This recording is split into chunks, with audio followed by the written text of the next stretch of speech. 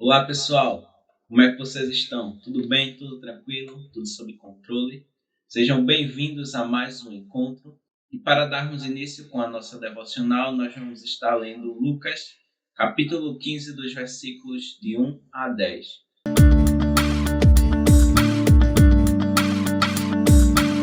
Todos os publicanos e pecadores estavam se reunindo para ouvi-lo, mas os fariseus e os mestres da lei o criticavam. Este homem recebe pecadores e come com eles. Então Jesus lhe contou essa parábola. Qual de vocês, que possuindo 100 ovelhas e perder uma, não deixará as 99 no campo e vai atrás da ovelha perdida até encontrá-la? E quando a encontrar, coloca alegremente sobre os seus ombros e vai para casa. Ao chegar, reúne seus amigos e vizinhos e diz: Alegrem-se comigo, pois encontrei a ovelha perdida.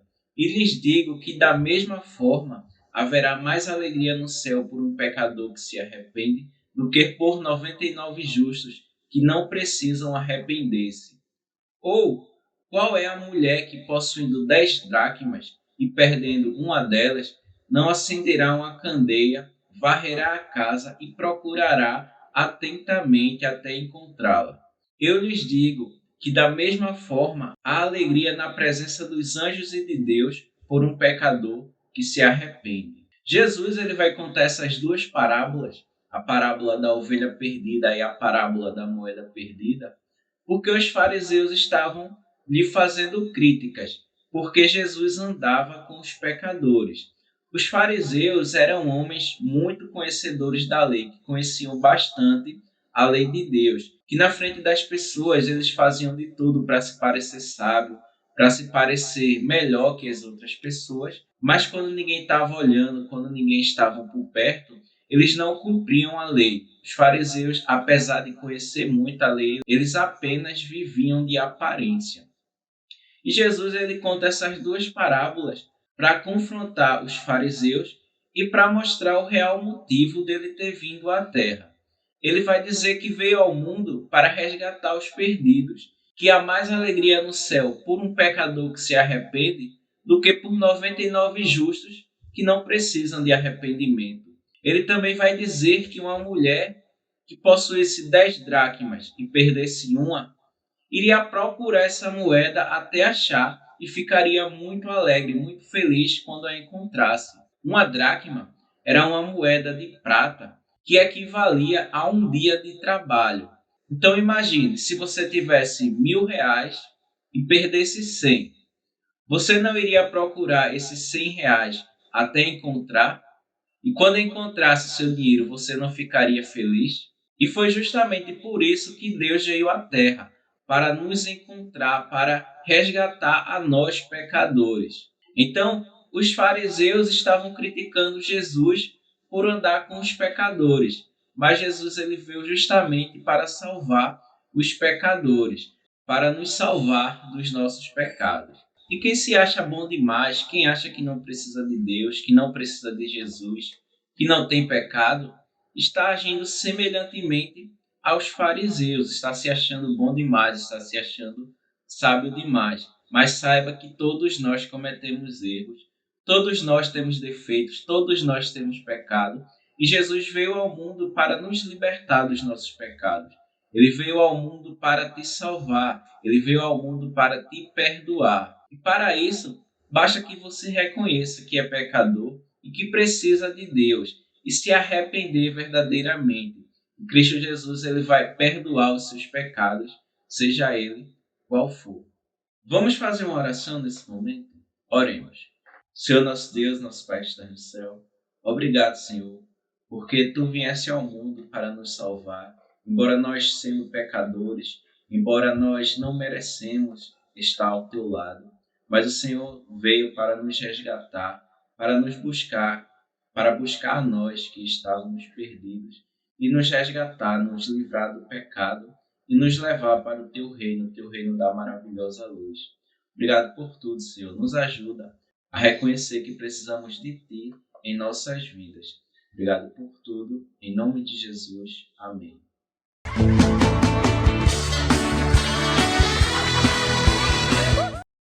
E hoje também nós estaremos comemorando os aniversariantes do mês de fevereiro, que foram Alana, Christopher, Ícaro, João Albuquerque, Laurena, Leonardo e Evelyn.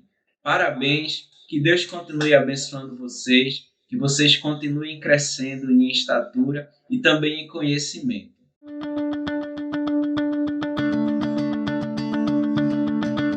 Nossa aula de hoje ela tem como título Conselho Tutelar, aliado na garantia dos direitos. E hoje nós vamos conhecer um pouquinho do Conselho Tutelar e saber como proceder em casos de violação dos direitos.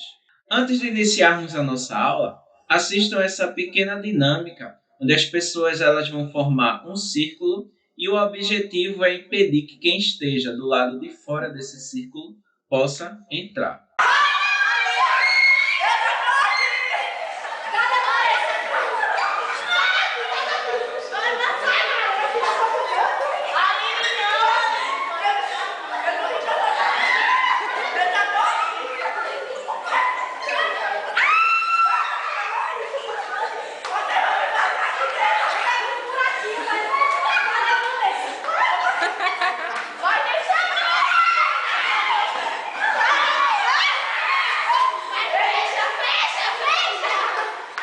Agora imagine que as pessoas que estão formando o círculo são as pessoas que têm conhecimento das leis. E a pessoa que está tentando invadir o círculo, que está tentando violar o círculo, são as violações dos direitos. Quanto mais conhecimento dos seus direitos vocês tiverem, mais fortes vocês serão na luta contra as injustiças e as violações dos seus direitos. Por isso estamos estudando o ECA e se faz tão importante que vocês tenham conhecimento sobre esse assunto. Conselho Tutelar. Vocês sabem o que é o Conselho Tutelar? O Conselho Tutelar agirá sempre que os direitos da criança e do adolescente forem ameaçados ou violados pela própria sociedade, pelo Estado, pelos pais, pelos responsáveis ou em razão de sua própria conduta. Na maioria dos casos, o Conselho Tutelar será chamado a agir por meio de denúncia. Outras vezes, o Conselho Tutelar, sabendo dos problemas que existem na comunidade, vai se antecipar a uma possível denúncia e isso vai fazer uma enorme diferença para as crianças e para os adolescentes. Hoje nós vamos tratar de 3 questões relativas ao Conselho Tutelar. São elas: a primeira, as dúvidas mais comuns sobre o Conselho Tutelar, as denúncias e a apuração das denúncias. Primeiro ponto, as dúvidas mais comuns sobre o Conselho Tutelar. Apesar do Conselho Tutelar existir há mais de 20 anos, os conselhos tutelares ainda são poucos conhecidos. Existem mais de 5.000 espalhados por todo o país. Pode parecer bastante, mas nem todos os municípios contam com esse órgão fundamental na defesa dos direitos da criança e do adolescente. Qual é o papel do conselheiro tutelar? Criado em 1990 pelo Estatuto da Criança e do Adolescente, o ECA, então a gente já vê que o Conselho Tutelar também surgiu junto com o ECA. Os conselheiros tutelares têm a tarefa de garantir os direitos da população de até 17 anos. Isso ocorre em situações de ameaça ou de violação dos direitos, com o objetivo de proteger a criança e o adolescente que está em situação de vulnerabilidade. O Conselho não é responsável por atender as crianças, e sim de atuar para órgãos responsáveis a realizarem o atendimento. Então, por exemplo, se uma criança ela está sendo espancada, não vai ser o conselheiro tutelar que vai lá e vai fazer o julgamento do caso. O conselho tutelar ele vai chamar a polícia, que é o órgão encarregado de agressões, para que a polícia tome as providências. Então, o conselho tutelar ele vai receber as denúncias, ele vai averiguar e vai encaminhar para o órgão responsável para realizar o atendimento. Se a criança estiver precisando de atendimento psicológico, não vai ser o conselho tutelar que vai fazer esse acompanhamento. O O conselheiro tutelar ele vai encaminhar essa criança para um psicólogo. O que é necessário para ser um conselheiro tutelar? Segundo a legislação nacional, para ser um conselheiro tutelar é necessário ter mais que 21 anos, residir na cidade onde pretende atuar e possuir reconhecida índole moral. Ou seja, ele tem que ser conhecido pelas pessoas do bairro como uma pessoa de boa índole. Alguns municípios têm alguns outros pré-requisitos para se ser conselheiro tutelar, mas isso aí vai variar de acordo com os municípios. O conselho tutelar é composto por 5 pessoas, escolhidas por meio de votação. Em 2015, pela primeira vez, o processo eleitoral ocorreu de forma unificada, ou seja, ao mesmo tempo em todos os lugares do país.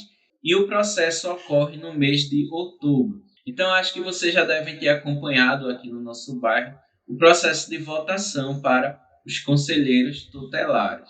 Além disso, o mandato de um conselheiro tutelar ele vai durar 4 anos e é permitida a reeleição.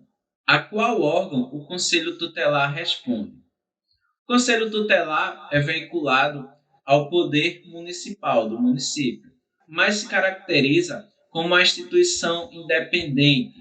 Isso quer dizer que o conselho tutelar não precisa de permissão de nenhum órgão para agir e que não é submisso à prefeitura. Assim, o conselho é um serviço público, no entanto, não é empregado nem subordinado ao prefeito, ou seja, não é a prefeitura, não é o prefeito que manda no conselho tutelar. O conselho tutelar ele pode ser fiscalizado pelo Conselho Municipal da Criança e do Adolescente, pela Justiça da Infância e da Juventude e pelo Ministério Público, sendo que o Poder Judiciário pode rever uma decisão do Conselho Tutelar a partir do pedido de quem se sentiu prejudicado. As entidades e a sociedade civil, ou seja, você, também pode fiscalizar a conduta do Conselho Tutelar para garantir que a sua função de proteger as crianças e o adolescente sejam cumpridas. O Conselho Tutelar deverá agir sempre com presteza, de forma preventiva quando há ameaças de violação do direito. De forma preventiva quando há ameaça de violações do direito. De forma corretiva quando a ameaça já se concretizou. A perspectiva da ação do Conselho, compartilhada com a sociedade e com o poder público, será sempre corrigir os desvios dos quais, devendo prestar certos serviços ou cumprir certas obrigações, não fazem por despreparo, desleixo, desatenção, falta ou omissão. As denúncias. Como devem ser feitas as denúncias ao Conselho Tutelar? A denúncia é o relato ao Conselho Tutelar de fatos que configurem ameaças ou violação de direitos da criança e do adolescente e poderá ser feita das seguintes formas: por escrito, por telefone, pessoalmente ou de alguma outra forma possível. Não há necessidade de identificação do denunciante, que poderá permanecer anônimo. No entanto, para que a denúncia tenha consistência, é importante que delas constem qual a ameaça ou violação dos direitos denunciados, o nome da criança ou do adolescente vítima da ameaça ou da violação, o endereço do local onde aconteceu a violação, ou pelo menos algum ponto de referência que permita que o Conselho Tutelar apure as denúncias. Então é importante que você, em sua denúncia, diga qual foi a violação do direito que aconteceu, o nome da criança ou do adolescente, se você souber, o endereço que essa violação está acontecendo ou algum ponto de referência, para que assim a denúncia possa ser averiguada. Aqui no nosso bairro de Vila dos Carneiros, o Conselho Tutelar, que atende a nossa região, ele está localizado em Cavaleiro. Você pode estar vendo o endereço aí, Rua Murilo Braga, número 117, Cavaleiro. E o telefone é o 81 99402 3038. Outra forma de se fazer a denúncia é através do Disque 100. A ligação é gratuita e também pode ser anônima. O serviço funciona em todo o país e ele vai encaminhar ao conselho tutelar mais próximo onde a ocorrência ocorreu. E também existe um aplicativo chamado Proteja Brasil, disponível para celulares e tablets, e identifica a localização do denunciante e indica o endereço do conselho tutelar mais próximo. Então aí você vê que existem várias formas de fazer a denúncia. Você tem o endereço do conselho tutelar da nossa região, você tem o telefone, você tem o Disque 100 e ainda o aplicativo Proteja Brasil. Só devo fazer a denúncia quando existirem provas da violência sofrida? Não. As denúncias elas podem ser feitas também em casos de suspeita que haja algum tipo de abuso. O papel da investigação às evidências é das entidades competentes, mas para que isso aconteça é necessário que seja feita a denúncia. Então, se você suspeita que alguma violência está sendo cometida, que algum direito ele está sendo quebrado, você pode fazer a denúncia. Até porque se a gente esperar para que a ação, que o fato de fato ocorra, que você tenha uma prova para fazer a denúncia, já vai ser tarde. A criança ou adolescente, ele já vai ter sofrido a violação do seu direito. E o terceiro ponto que nós vamos tratar hoje, a apuração da denúncia. A apuração da veracidade da denúncia deverá ser feita no local da ocorrência da ameaça ou da violação, que pode ser no domicílio, na casa da pessoa, na escola, no hospital, em uma entidade de atendimento e em vários outros locais onde a denúncia ela for feita. Recebida a denúncia, o Conselho Tutelar deve apurar imediatamente, se possível, destacando 2 conselhos tutelares para o serviço. Então, o ideal é que na investigação de uma denúncia vá pelo menos 2 conselheiros tutelares, para que não haja uma distorção dos fatos e para que o incidente ele seja apurado da melhor forma possível. A apuração da denúncia ela vai ser feita por meio de uma visita. A visita não precisa ser marcada com antecedência, mas, se for possível, o Conselho Tutelar ela deve marcar. O Conselho Tutelar não faz perícias técnicas, não sendo, portanto, primordial para o seu trabalho o fator surpresa ou a prevenção da cena do crime. Então, o Conselho Tutelar ele não é a polícia, que ele vai chegar de surpresa lá para fazer uma perícia técnica. O Conselho Tutelar ele sempre vai marcar uma visita para averiguar os fatos. O Conselho Tutelar ele apura fatos por meio de relatos. Por isso, deve ficar atento às falas, os discursos, o comportamento, buscando, com o diálogo, elucidar suas dúvidas e detectar contradições. Então, o Conselho Tutelar ele vai conversar com os envolvidos na denúncia para saber o que realmente está acontecendo, para, através do diálogo, tentar detectar as contradições e, assim, constatar se a denúncia é verdadeira ou não. A entrada no local de visita deve ser feita com a permissão dos proprietários ou responsáveis. A visita deve ser iniciada com a apresentação dos conselheiros tutelares, nome, identificação e esclarecimentos do motivo. Então, para que a visita do conselho tutelar aconteça, é necessário que haja a permissão dos proprietários daquele local e os conselheiros tutelares eles têm a obrigação de se apresentar com o seu nome e também com a sua identificação, para trazer mais segurança.